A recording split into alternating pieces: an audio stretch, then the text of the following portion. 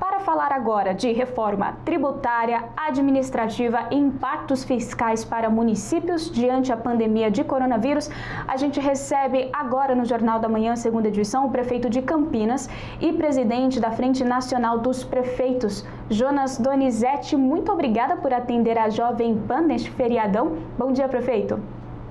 Bom dia, Lívia. Eu é que agradeço. É um prazer falar com todos os amigos da PAN. Prefeito, para a gente começar aqui a nossa conversa, vamos falar sobre o seguinte: o sistema tributário brasileiro passa por um processo de transformação bastante complexo. O texto da PEC 45, que tramita na Câmara dos Deputados, propõe a unificação de 5 impostos, incluindo de estados e municípios, em um único agregado. De acordo com o ministro da Economia, Paulo Guedes, essa PEC precisa de ajustes por conta dos impactos que causará. Então, prefeito, ajuda a gente a entender quais são esses impactos na prática. Bom, vamos lá, Lívia. Eu quero primeiro fazer aí um pano de fundo e tentar ser o mais simples possível, porque outro dia, conversando com pessoas da área, essa matéria tributária, embora seja uma coisa que interessa para todo mundo, né? Porque a gente está falando aqui dos impostos que a população vai pagar, que as empresas irão pagar, e também do que ele pode gerar de benefícios para a população. Primeiro, explicar o seguinte: há cerca de 40 anos passados, de R$ 4,00 que a população pagava de imposto, de cada 4, R$ 3,00 eram divididos com estados e municípios, ou seja, 25% ficava com o governo federal e os outros 75% eram divididos. O que ocorreu, Lívia, nesse tempo? O governo federal, e não é um ou outro, são todos que passaram, eles começaram a substituir o imposto por contribuição. Qual a diferença de um e de outro? A população paga do mesmo jeito, mas o imposto ele é compartilhado, como eu falei, com estados e municípios. E a contribuição não. Ela fica centralizada em Brasília. Depois o governador, o prefeito, usando uma expressão que é muito conhecida, tem que ir até Brasília com o pires na mão, pedir algo que é de direito da população, do estado, da cidade que ele administra. Então nós queremos um novo desenho de Brasil. Um desenho de Brasil onde os impostos possam surtir efeito na vida das pessoas, trazer benefícios. E isso só acontece se eles ficarem na cidade. Então, essa é a visão dos prefeitos. Eu quero cumprimentar aqui o relator da reforma, o deputado Aguinaldo Ribeiro, que tem aberto um espaço para a gente dialogar. Nós temos hoje 3 propostas: a do governo, a PEC 45 e uma PEC 110. PEC 45 da Câmara, PEC 110 do Senado. Os prefeitos estão colaborando com algumas sugestões. Essas sugestões vão na linha do que eu falei. Eu acho que é um desejo de toda a população brasileira ter uma cidade melhor para viver, com trânsito melhor, com atendimento de saúde, com mais educação, parte de segurança, e o prefeito só consegue realizar isso tendo as ferramentas adequadas e os recursos necessários para poder ter uma situação administrativa equilibrada das cidades. Você pode ver que na pandemia que nós estamos vivendo agora, quem sustentou, quem arcou mesmo com as consequências foram os municípios. Prefeito, muito didática a sua explicação, e está conosco aqui para participar da entrevista o repórter Marcelo Matos, que tem uma pergunta. Marcelo, bom dia. Bom dia, Lívia, também aos ouvintes internautas. Bom dia, prefeito Jonas Donizete, que é o presidente da Frente Nacional de Prefeitos. Prazer tê-lo conosco aqui na Jovem Pan. Inclusive, né, prefeito, ouvindo o senhor, né, a promessa do presidente Bolsonaro era mais Brasil e menos Brasília, né? Justamente prometendo, inclusive, a rediscussão do Pacto Federativo. Como disse o senhor, há uma dependência total do governo federal e a gente sabe que há implicações políticas e nessa disputa, muitas vezes, então, governadores e prefeitos ficam numa situação extremamente delicada, porque a chave do cofre está justamente lá em Brasília. Agora, toda essa discussão, como o senhor disse, há mais de 40 anos, são décadas e décadas e décadas, todo mundo defende, mas não acontece nada. O senhor teme que nessa discussão, mais uma vez, os estados aí possam fazer uma discussão mais pesada e tudo pode sobrar de fato para os municípios aí? Claro, são divididos aí, se não houver uma união, então os municípios podem mais uma vez ficar com essa conta. Bom, Marcelo, vamos lá. Primeiro, bom dia a você. Uma forma muito objetiva para as pessoas compreenderem. Qual é o imposto que está em jogo nesse momento? Que está todo mundo de olho. É o ISS. E hoje, de quem que é a titularidade do ISS? É dos municípios, é das cidades. Há 20 anos atrás, 30 anos, ninguém ligava para o ISS, porque nós éramos outro tipo de sociedade. Agora, com a economia moderna, o ISS ele é e será cada vez mais importante. Então, pela primeira vez, nós temos um consenso, e você falou muito bem, entre os governadores de agregarem todos os impostos. Por quê? Ao agregar todos os impostos, eles trazem o ISS também para debaixo do guarda-chuva deles. Isso, num primeiro momento, qual é a postura dos prefeitos? Nós queremos continuar com a titularidade do ISS, porque ele é o imposto do futuro. Porém, o deputado Rodrigo Maia, presidente da Câmara, ele usa uma frase que é verdade, e eu concordo. A gente tem que simplificar o Brasil. Não dá mais para... Você pega uma empresa de médio porte, ela tem praticamente um departamento quase igual de produção para entender os impostos, né? E mesmo assim, às vezes, paga errado e leva multas muito grandes. Então, ao simplificar a tributação, a gente tem uma possibilidade de crescimento da economia. E ao crescer a economia, é bom para todo mundo. É bom para a cidade, para o estado, para o país, e é bom principalmente para a população, por dois motivos. Porque gera emprego, gera renda e também traz uma condição melhor de tributação para poder ter uma gerência administrativa melhor. Nós fizemos a seguinte proposta: a gente até topa incluir o ISS, mas desde que seja com um fator progressivo. Ele não pode ser estático. Não pode pegar, como estão falando hoje, vamos dar 2% para os municípios, né? Porque hoje estão falando assim, entre 9 e 12 para o governo federal, 14 para os municípios, 14 para os estados e 2% para os municípios. Você veja que a coisa continua desigual, né? Então, a gente está querendo reverter isso. E por isso nós fizemos algumas propostas para o relator, algumas simples da população entender. Por que no Brasil não tem IPVA para jatinho e para iate? Aí a pessoa pode falar, mas tem pouco iate, pouco jatinho no Brasil. Não é verdade. Nós temos muita gente que possui jatinho, iate, mesmo que seja para pegar essa diferença a mais e reduzir, por exemplo, do IPVA dos carros da população. Você estaria tributando uma parcela pequena que pode pagar e beneficiando uma grande parcela da população que tem veículos automóveis, né? E veículos mais simples do uso do dia a dia das pessoas. Então, eu acho que essas são algumas contribuições que nós estamos dando. Mas a proposta dos prefeitos, basicamente, é simplificar. É uma simplificação, aliás, partiu da Brasf, que é a Associação dos Secretários de Finanças Municipais, essa ideia da simplificação.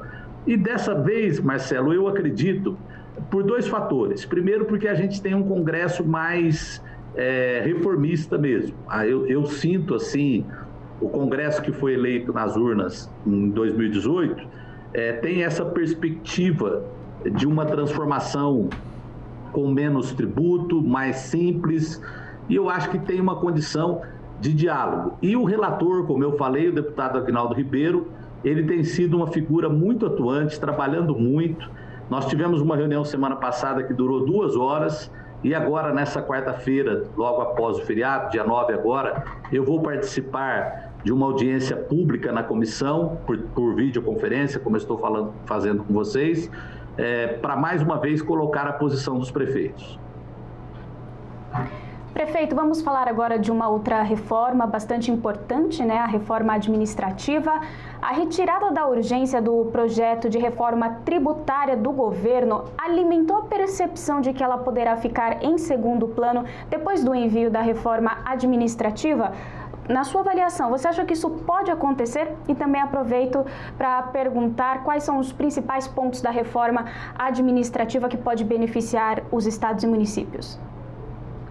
Bom, quanto a essa parte política, eu acho que tocar as duas reformas ao mesmo tempo é muito difícil, né? Eu acho que a parte aí da liderança de governo vai ter que fazer isso, pela experiência que eu tenho. Estou no segundo mandato, ou você centra energia em um assunto, ou quando você divide as coisas é muito difícil de você conseguir um resultado. Não sinto assim que a reforma tributária será deixada de lado, não. Eu acho que vão tentar levar a cabo a reforma tributária. Quanto à reforma administrativa, Lívia, a gente está vivendo um novo tempo, né? Muitas coisas que tem no funcionalismo público, elas são de décadas passadas. E não dá para o cidadão comum hoje, com a quantidade de pessoas desempregadas que a gente tem, a dificuldade do emprego formal, né? A luta das pessoas, não dá para ele olhar para o serviço público e sentir um abismo entre um e outro, né? É bom falar o seguinte: qualquer coisa dessa reforma administrativa agora vale para quem entrar no serviço público depois que ela for aprovada. Esse ponto eu já tinha passado lá atrás para o governo federal, que eu acho que é algo muito importante. Acho que tem que preservar algumas carreiras de Estado e a estabilidade, ela realmente tem que ser revista, né? Estabilidade não pode ser comparada com comodidade. E eu acho que até os próprios funcionários públicos, eles hoje estão percebendo isso. Porque vamos pegar aqui um posto de saúde. Você tem lá uma enfermeira, que é o caso mais real meu aqui. Você tem uma técnica de enfermagem que trabalha, que se desdobra. De repente ela olha para o lado e vê uma amiga que está sempre sem vontade de trabalhar, sempre esperando um tempo de aposentadoria chegar. Aquilo incomoda até quem está trabalhando. Então, eu acho que, em termos de justiça mesmo, para a pessoa ter aquela questão de falar, puxa, eu estou me esforçando, mas todos aqui ao meu redor estão nesse mesmo intuito, né? Eu acredito que a reforma administrativa, ela tem pontos positivos. Eu vou falar uma coisa: nenhum prefeito, nenhum governador, nenhum presidente manda um bom funcionário embora. Pode ser uma pessoa que tenha simpatia por esse ou por aquele, mas se for produtivo no trabalho, se for uma pessoa que oferece resultado para a população, certamente ele será conservado no trabalho que tem. E aquelas coisas que fazem parte também do passado, aquela coisa assim de tempos em tempos ganha lá um prêmio, né? Pelo tempo que está no serviço.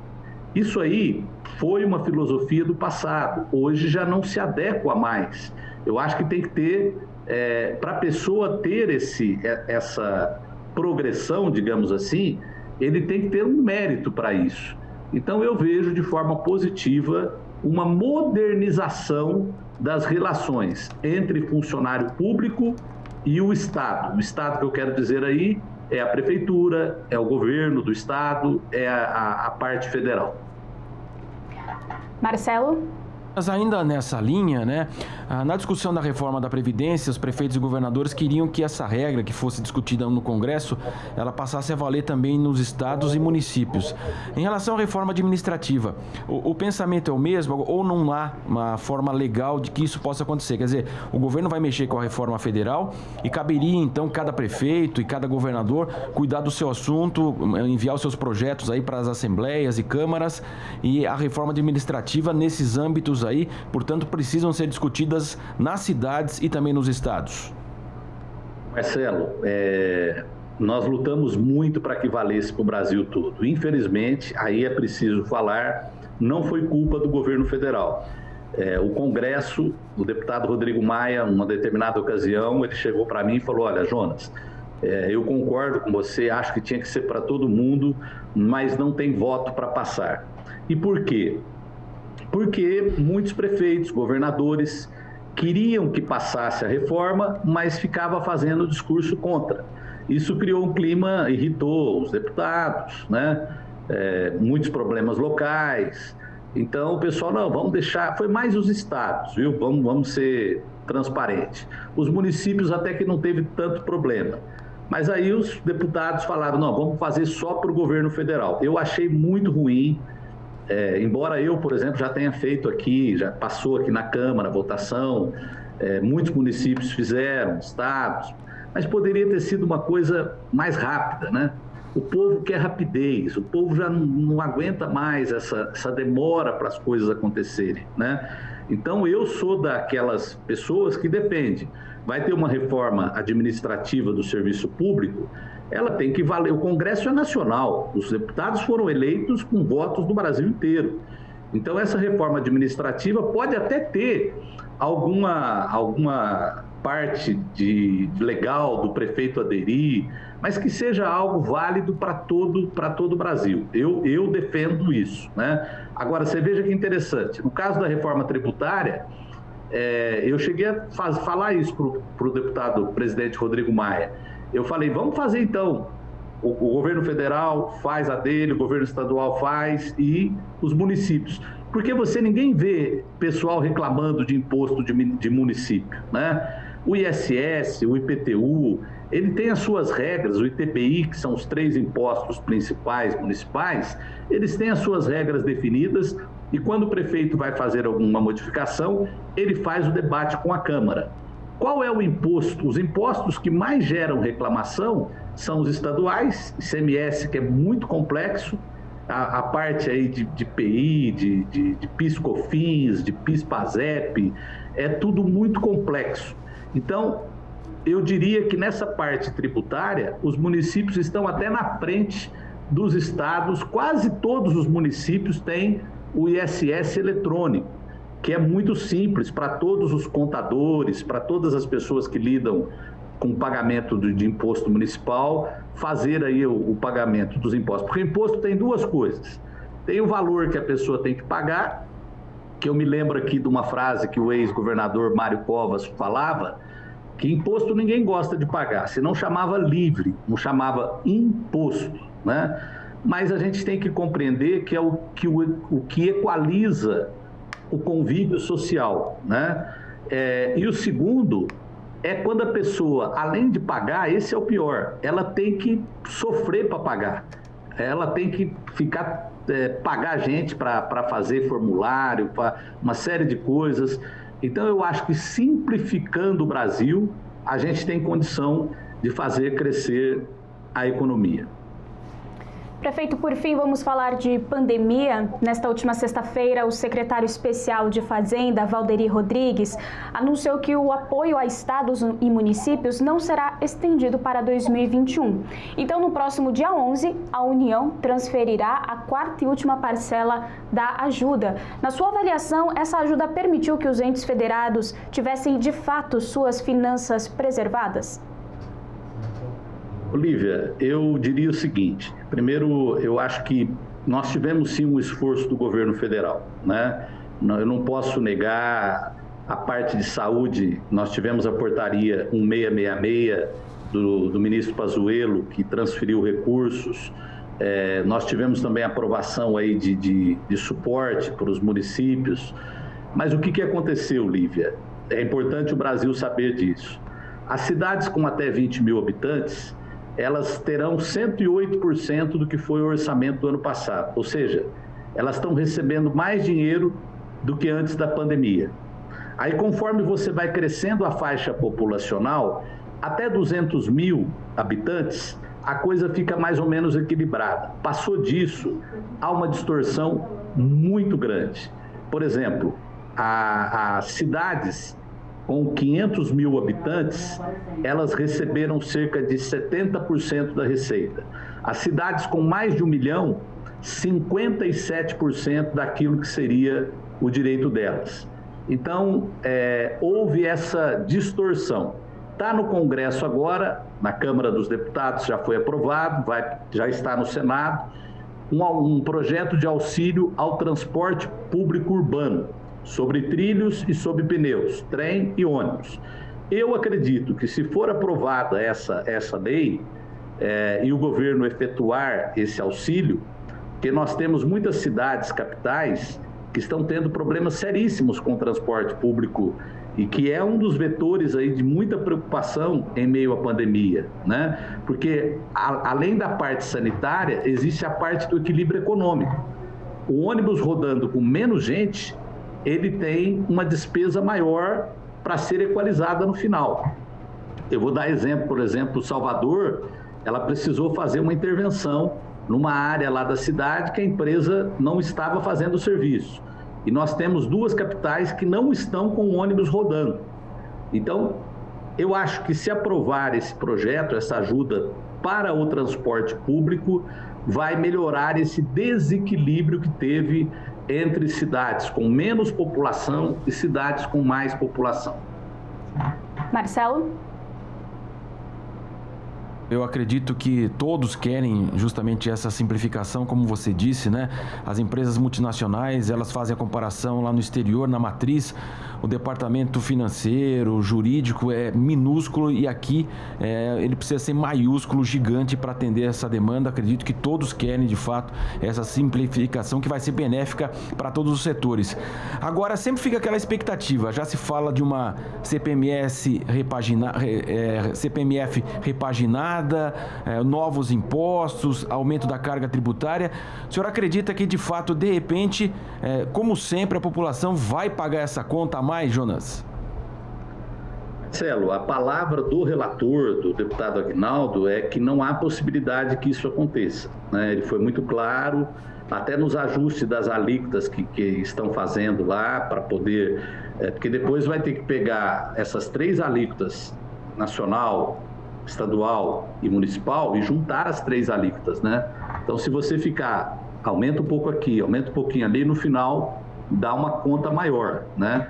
Nós não temos, eu acredito, espaço para isso.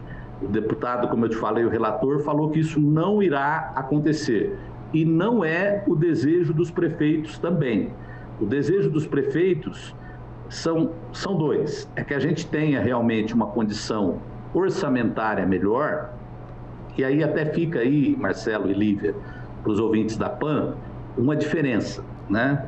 Eu tenho me relacionado, eu já estou no 2º mandato também como presidente da Frente Nacional de Prefeitos. Quando eu falo lá para a Europa, que eu fiz várias videoconferências, né? Portugal, Espanha, fizemos também Suécia, muitas videoconferências, e fiz também com os Estados Unidos. Quando a gente fala da preocupação com verba para a saúde, para os prefeitos, eles não entendem.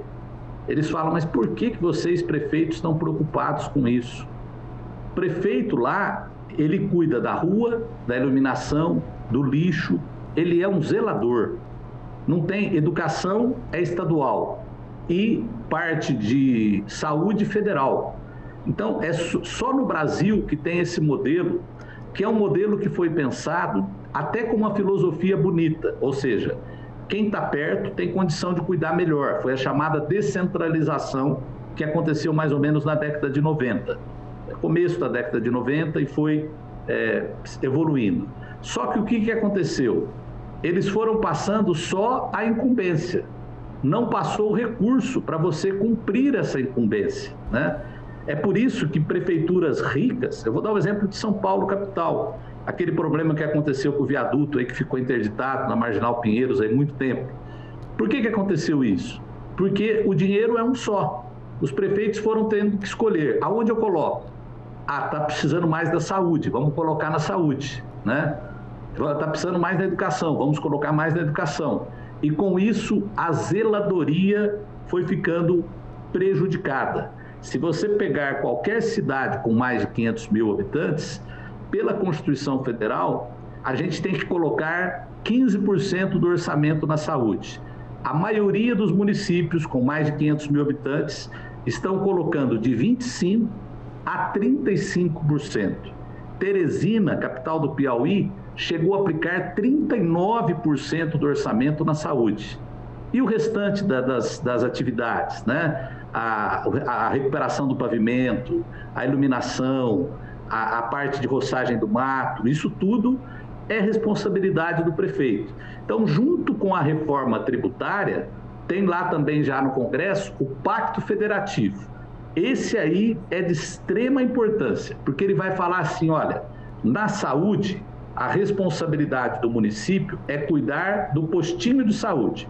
Hospital, quem vai fazer hospital é o Estado e o governo federal. Aí fica uma coisa mais definida, o que nós não temos hoje. E diante dessa indefinição, quando falta, na porta de quem que as pessoas vão bater? Não é do presidente, não é do governador, é do prefeito, né? Um exemplo claro disso são as guardas municipais, que a segurança, ela é uma função primeira do Estado, né? Por que as prefeituras foram criando guardas municipais?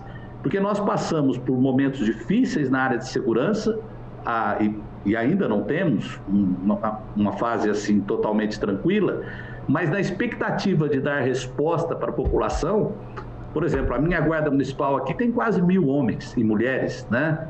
E que prestam bom serviço. Mas se você fosse ver ao pé da letra, era uma despesa que talvez não seria necessária que as prefeituras tivessem. Ok, nós conversamos com o prefeito Jonas Donizete, prefeito de Campinas e presidente da Frente Nacional dos Prefeitos. Muito obrigada pela participação e por todos os esclarecimentos. Lívia, eu que agradeço. Um abraço também ao Marcelo e a todos os ouvintes da PAN. Até mais, um ótimo feriado.